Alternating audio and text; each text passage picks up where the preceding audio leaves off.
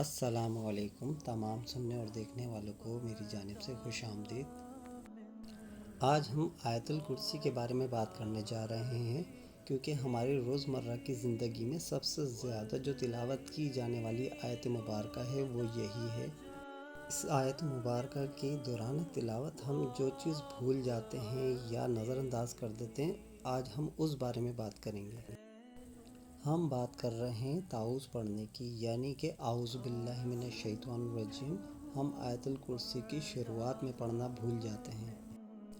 بغیر تعوذ اور تسمیہ کے آیت الکرسی کا پڑھنا بالکل بھی نفع نہیں دیتا، چاہے ہم اس کو لاکھوں بار کیوں نہ پڑھ لیں۔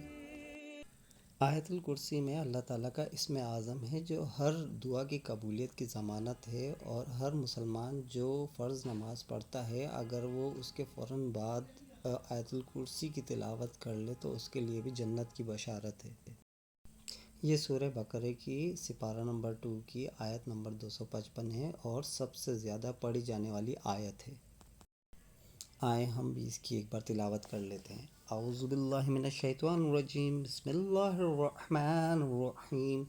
اللہ لا الہ الا هو الحی القیوم لا تأخذہ سنۃ ولا نوم لہ ما فی السماوات وما فی الارض من ذا الذی یشفع عندہ الا بإذنہ یعلم ما بین ایدیہم وما خلفہم ولا یحیطون بشیء من علمہ الا بما شاء وسع کرسیہ السماوات والارض ولا یؤودہ حفظہما وہو العلی العظیم۔